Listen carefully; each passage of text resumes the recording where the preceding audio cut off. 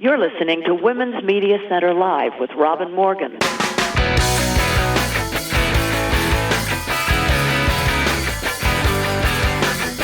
Welcome to Women's Media Center Live.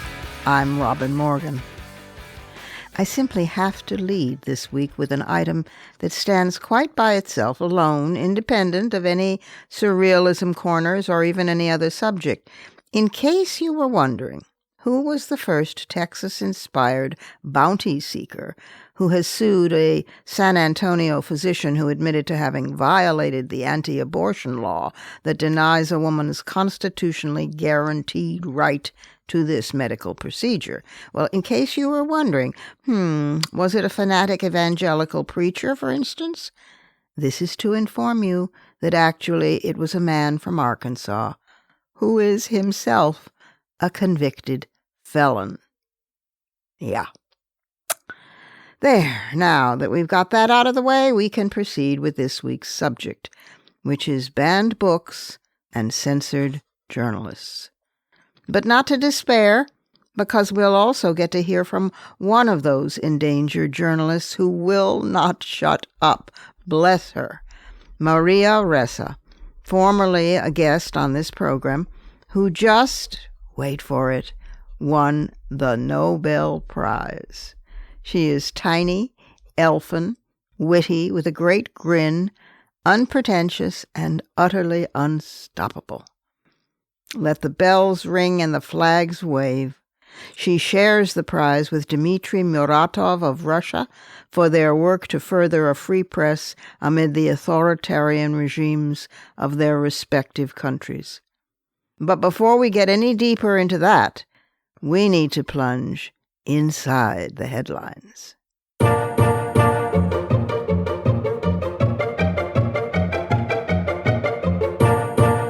We are way past Orwell and 1984.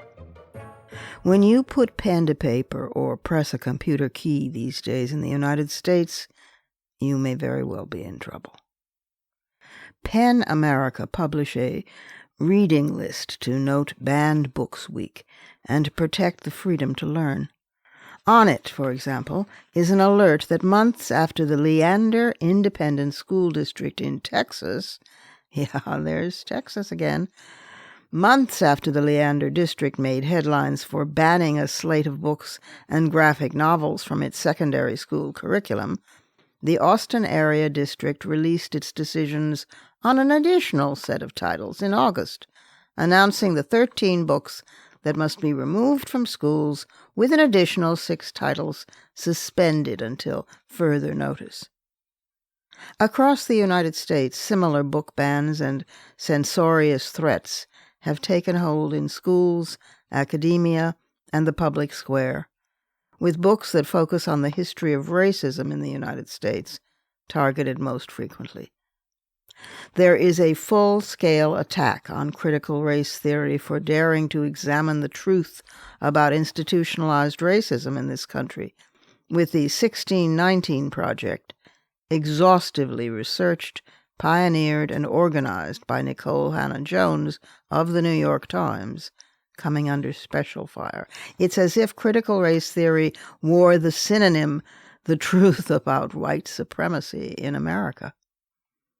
But books on lesbian and gay themes and about violence against women also draw fire.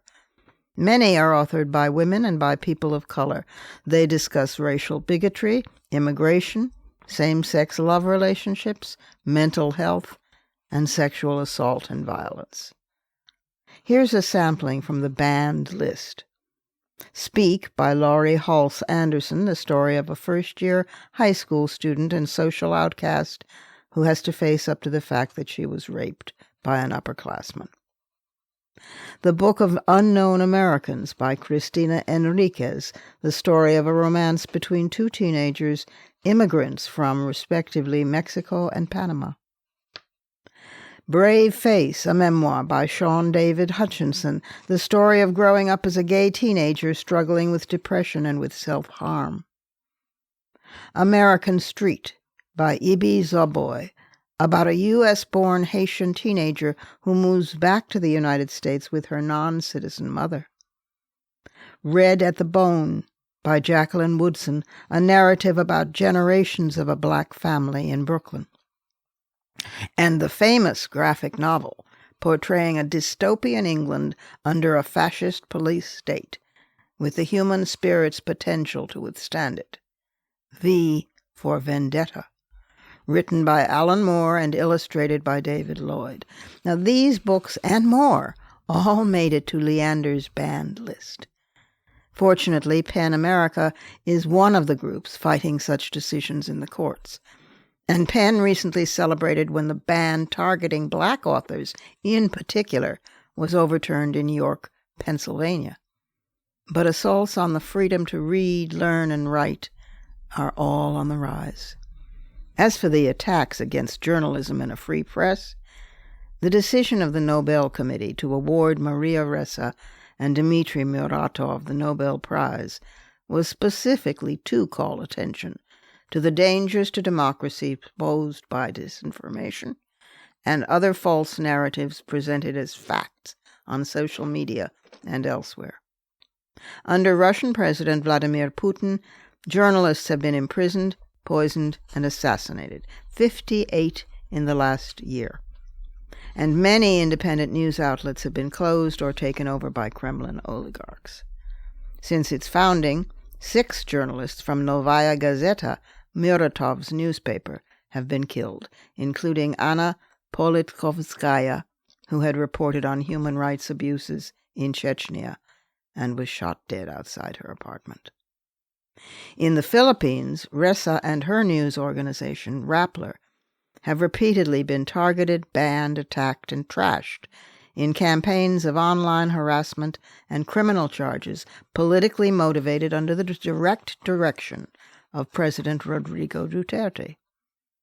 Ressa was found guilty of cyber libel in June 2020, and she spent years in Philippine courts defending herself and her organization against multiple charges. 10 arrest warrants were issued for her in less than 2 years, and she currently is fighting 9 separate cases. She has remained a staunch advocate of freedom of the press and has also emerged as a strong opponent of violence against female journalists, more broadly, with Rappler doing reporting that is pioneer reporting on cyber harassment, online trolls, and disinformation campaigns. In the Philippines, 87 journalists have been killed since 1992. That's according to the Committee to Protect Journalists. Ressa noted in a Washington Post op-ed in May of this year that she had first written about Facebook's problematic algorithms as far back as 2016, and she added that they've only gotten worse. Quote, "When we live in a world where facts are debatable, where the world's largest distributor of news prioritizes the spread of lies laced with anger and hate, and spreads it faster and further than facts, then journalism becomes activism." Close quote. That was Ressa, age 58, in an interview, who also described the Nobel, quote, as a recognition of the difficulties, but also, hopefully, of how we're going to win the battle for truth, the battle for facts. We hold the line. At the height of online harassment against her, the work of paid troll farms, Ressa recorded 90 hate messages an hour sent to her on social media. This was after Rappler ran an investigative series on the weaponization of social media. Duterte, who has recently announced that he won't run for office again, claims he doesn't oppose a free press and calls Ressa a fraud. What follows on this program is the full, uncut interview I did with Maria on May 20th, 2018, episode 248. I am rerunning the complete interview precisely because it is so stunningly prescient about Facebook and other major megacorporations, online giants who manipulate the news and the information, politicize it, and channel hate. Maria speaks passionately about how social media has already become weaponized. And she notes in this interview that the Philippines, previously a fairly strong democracy in an area not known for democracies, serves as a harbinger for what will soon happen in the rest of the world if we take no notice. Clearly, we didn't take enough notice. A few additional words about Maria to add to those that preface the following interview. She's been a journalist in Asia for more than 30 years, serving as CNN's lead investigative reporter on terrorism in Southeast Asia. In 2005, she took the helm of ABS-CBN News and Current Affairs, and for 6 years managed more than 1,000 journalists for the largest multi-platform news operation in the Philippines. She has redefined journalism by combining traditional broadcast, new media, online and off, and mobile phone technology for social change. She's taught courses in politics and media for her alma mater, Princeton, and at the University of the Philippines, and she's the author of 2 books, From Bin Laden to Facebook in 2012, and Seeds of Terror, an eyewitness account of al-Qaeda's newest center of operations in Southeast Asia. And she's won multiple awards, including the 2018 Golden Pen Freedom Award, the 2018 Knight International Journalism Award, and the National Democratic Institute Democracy Award. Now she can add to that the Nobel Prize.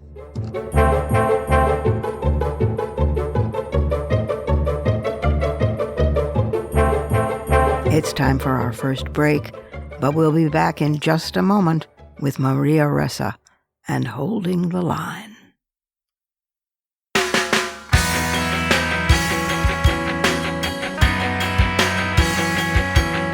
Subscribe to this program on your favorite podcast platform and leave us a review. Follow us on Twitter at WMC Live, like our Facebook page at facebook.com/WMC Live, and visit us at WMCLive.com for more information about our show and our guests. You're listening to Women's Media Center Live with Robin Morgan.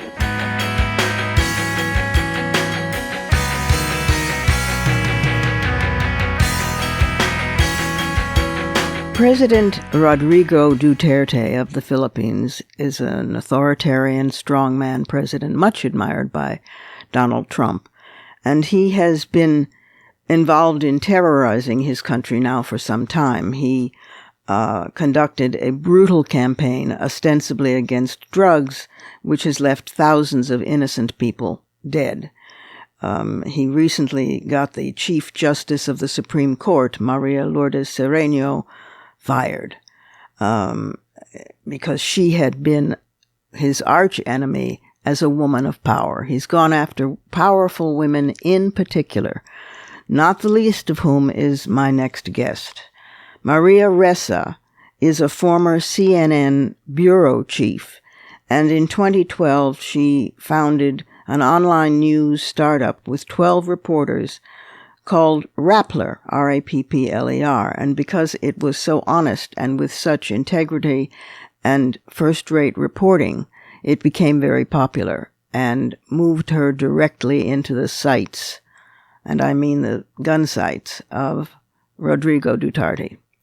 It is my honor to welcome a journalist who makes me proud to be a woman journalist, Maria Ressa. Maria, welcome. Thanks for having me, Robin. Well, I'm glad you're here and safe and sound for the moment. You have become the female David going up against the Goliath of President Duterte and his henchmen and the fight for press freedom in the Philippines. Tell our listeners the basics of the story and bring us up to speed, and we'll go then from where we are now. You know, in my view, what we are doing is just doing what journalists do, which is to ask questions, to hold our government accountable to the people. But as early as mid-2016, shortly after President Duterte won the elections, the month after, we saw the the weaponization of the internet and specifically of Facebook, the campaign accounts that helped get him elected, then essentially turned on potential critics. And the very first targets were the people who questioned what was happening in the drug war. If you remember, in July of 2016, there was like an average of 8 people killed every night. And now we actually had it down to, from July all the way to the end of January. The police initially said there were 7,000 people killed, and then that was rewritten after they redefined what that meant, and now you have no idea the total number killed. It ranges from 4,000 to what human rights groups say could be as many as 20,000. Regardless, it's a lot of death. My God! And he was bragging about it. He was, and I guess part of the difficulty here is the rhetoric of the president himself, and the favorite targets are women, and that became the next targets became journalist groups, and then women leaders. And, fortunately or unfortunately, Rappler has continued its coverage. We are hard hitting. We are asking critical questions, but we've also become a target of attack. First, online, we did a series of how social media had been weaponized by mid-2016. By October 2016, we were attacked, and I was counting as many as per hour. I was getting 90 hate messages per hour, trying to grapple with that and deal with it. And then the attacks online went to foreign ownership, how we're trying to take this government down. And lo and behold, a few months later, President Duterte says the exact same thing. And within a week, the first case against Rappler was filed. So we're seeing the social media landscape, the weaponization of that is the harbinger. Once President Duterte then attacks the news group, then government agencies follow. And what we're grappling with is starting January 15th this year, as many as 6 different cases have been filed. We've been subpoenaed. Next week, I have to appear at the Department of Justice twice. And at least 2 of the cases are criminal cases, which carry jail sentences between 5 to 15 years. Oh, my God. And you have this incredibly distinguished journalist career. I mean, you were a CNN bureau chief. I mean, this is inconceivable, except that it's not at all inconceivable, I fear. So now, the last I heard, was this at the Supreme Court or about to go to the Supreme Court? That's where it will wind up. But right now, it went from the regulatory agency to the Court of Appeals. And then from there, it would go to the Supreme Court. I mean, I'm hoping we win. But again, President Duterte is the most powerful leader in decades that the Philippines has had. He controls the executive. He has a supermajority in Congress, and he will appoint 13 of 15 justices in the Supreme Court. Are there any vacancies now? I mean, because we've been relying on the courts here, and the courts here have stopped Trump from ultra disastrous things, so that he's only been able to do disastrous things. But what is your court situation? Is that basically under his control at this point, or about to be? I mean, all you have to do is look at what's happened, right? Yeah. His fiercest critic, Senator Laila de Lima, is in prison and has been in prison for a year. Without the full trial. So, we have no choice but to go up because in my words, I always say we got to hold the line. We have to let our public know every time some of our democratic rights have been transgressed. I think the reason why this change also happened so fast is really technology. And this is where the Philippines is a harbinger for the United States. Yes. It's Facebook country, right? Nearly 97% of all Filipinos online, and you're talking about roughly 58 million Filipinos. They're on Facebook. This is our public space. One that when Rappler began, we truly strengthened democracy and it empowered us. This startup is proof of social media for social good. But we were also the first to realize that social media had been weaponized. We published the stories, and that was when the attacks against us began. And, now I watch with horror because it's not just the Philippines, right? We're seeing authoritarian leaders in many parts of the world using these cheap armies on social media. There's freedomhouse.org came out with a report that said in 65 countries they studied around the world, 30 countries were using these social media to roll back democracy. And that is something Americans should look at, because in the end, Facebook, Twitter, the platforms, YouTube, these are American companies, right? And you don't want to export the rollback of democracy. We're fighting hard enough to keep it here.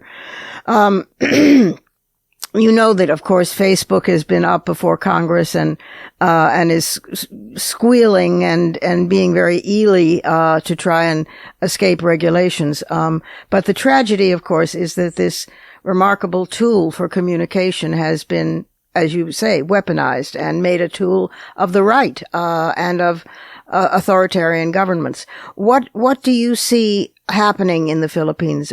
Is there any way to presage it, or how can we who are outside of the Philippines be of support to you in your battle there? Because the Philippines is a beacon of democracy in its own region, and as you say, it's a harbinger of things to come. So we need to draw the line right there. I continue to appeal to the tech companies running their platforms to take action, to be transparent, to be accountable.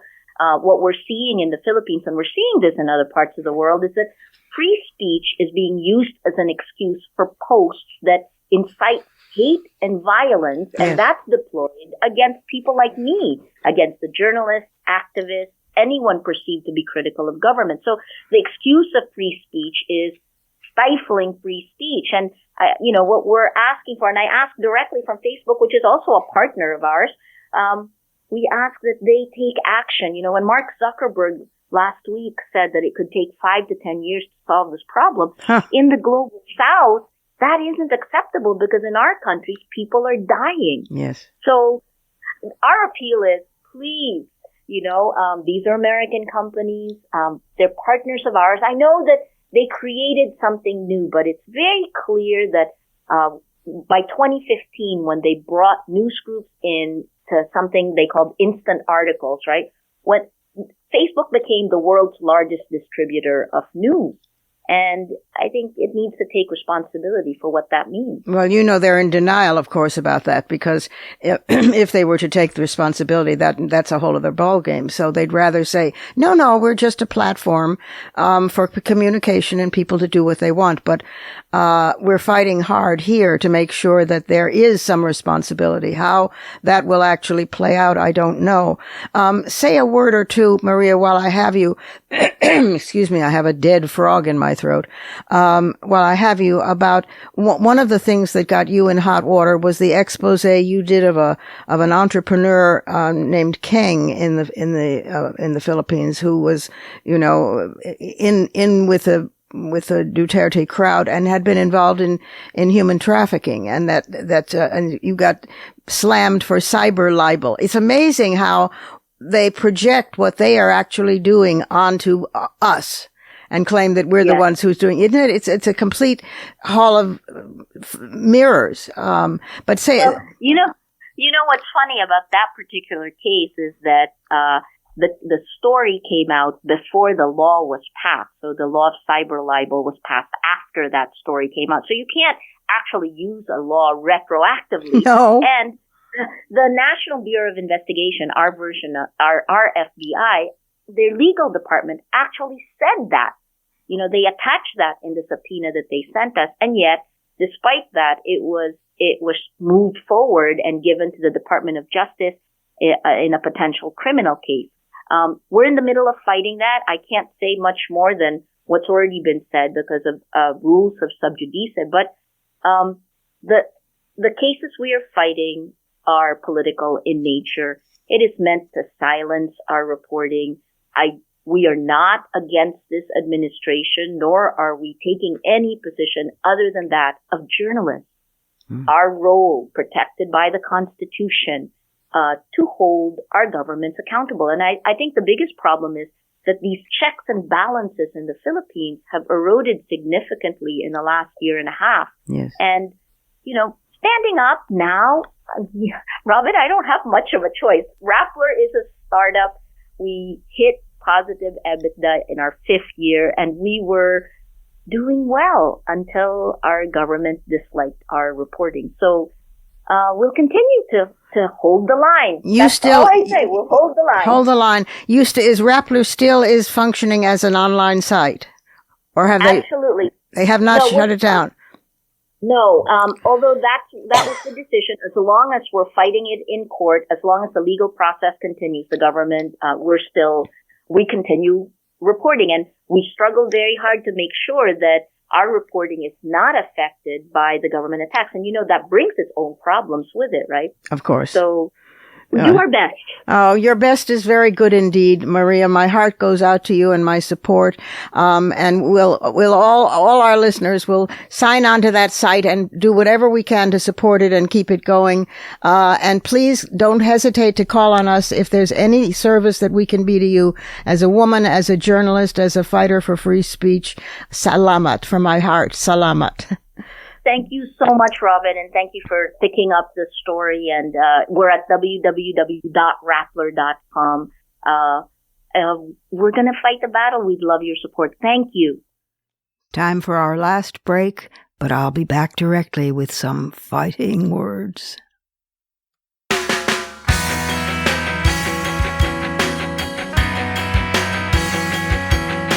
The Women's Media Center, founded in 2005 by Jane Fonda, Gloria Steinem, and myself, is a progressive, nonpartisan, nonprofit organization working to make women visible and powerful in media. You can learn more about the WMC at womensmediacenter.com. You're listening to Women's Media Center Live with Robin Morgan.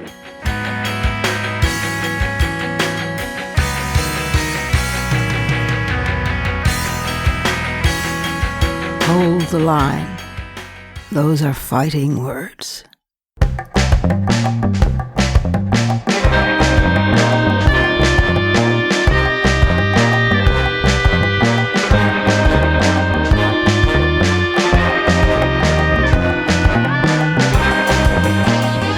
Since interviewing Maria Ressa for this episode, I've been haunted even more than usual by thoughts of my special sisters, women journalists. Me, I'm a journalist, yes, but I'm basically a writer all over the map. My foundational rock is poetry.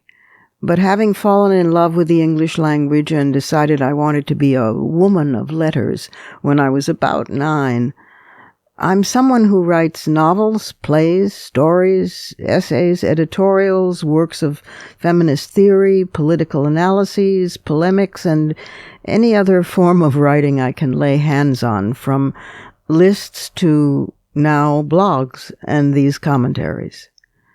So I don't know that I really qualify for the honorable title of journalist per se. Women like Maria Ressa, single-minded, focused on news, targeting the story and following it against all risks, checking and rechecking and editing and pairing and clarifying and finally publishing, to me, that's a journalist. Women like Maria who face death threats daily and have to fight prison sentences for simply doing their job, getting the truth out by whatever means, they're real journalists. They're newswomen. This is not to disparage or ignore newsmen. A free press in general is the single most necessary ingredient for a democracy, which is why it's the first target for autocrats and authoritarians.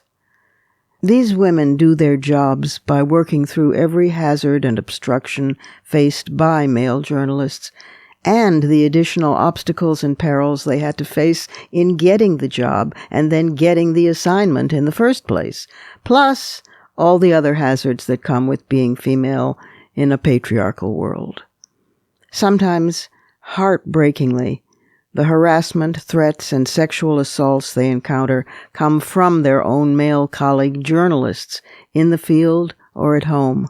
The Women Under Siege project of the Women's Media Center has noted that often those who are supposed to protect journalists in conflict zones, such as guards and drivers, can pose the biggest threats on the job. Sexual abuse is surfacing as one of the largest impediments to press freedom. This fits into the general pattern of online abuse of women as documented and combated by the Women's Media Center Speech Project, dedicated to expanding women's freedom of expression and to curbing online harassment and abuse by offering information, tools, and resources. Ashley Judd, one of the earliest mothers of the Me Too movement, is chair of the Speech Project, and journalist and author Soraya Chemaly is the director. PEN, the international organization, and PEN America recently surveyed 230 writers and journalists targeted by online harassment.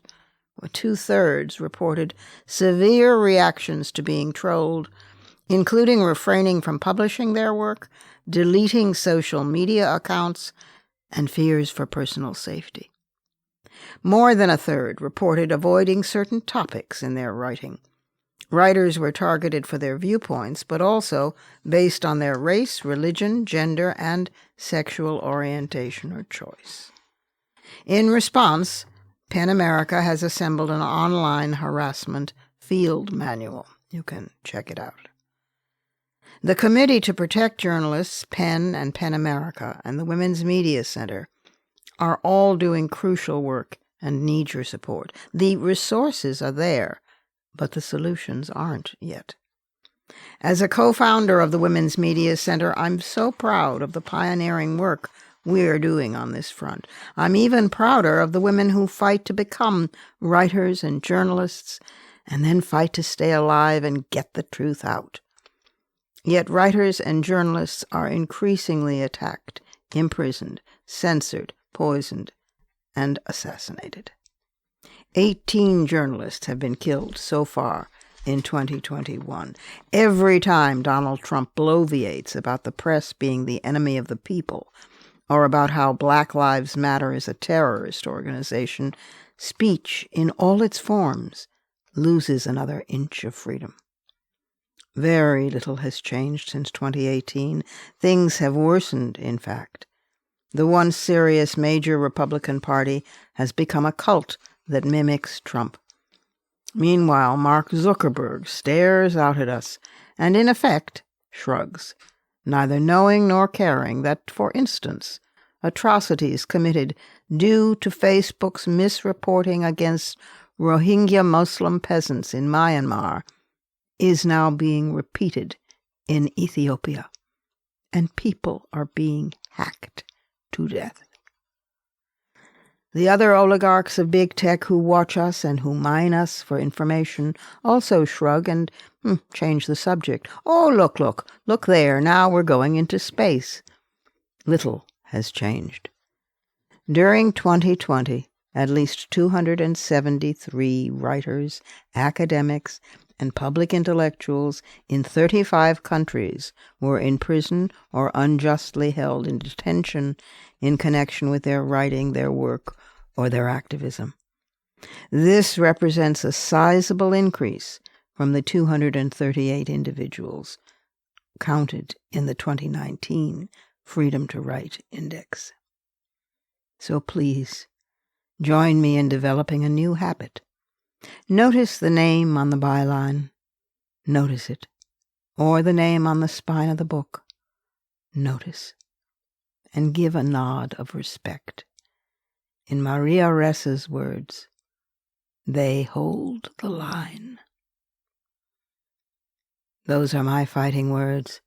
Add yours on Twitter and remember to tag us at WMC Live and use the hashtag #FightingWords.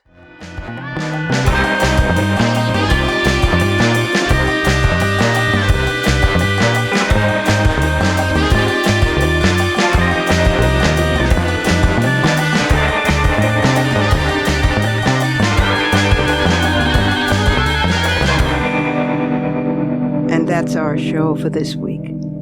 We'll be on hiatus next week, but the week after that we'll be right back here. You can follow me on Twitter, Facebook, and now Instagram at The Robin Morgan. And you can check out my blog at robinmorgan.net and find my latest book of poems, Dark Matter, and my brand new novel, Parallax, wherever books are sold. Opinions expressed on this program do not necessarily represent the Women's Media Center.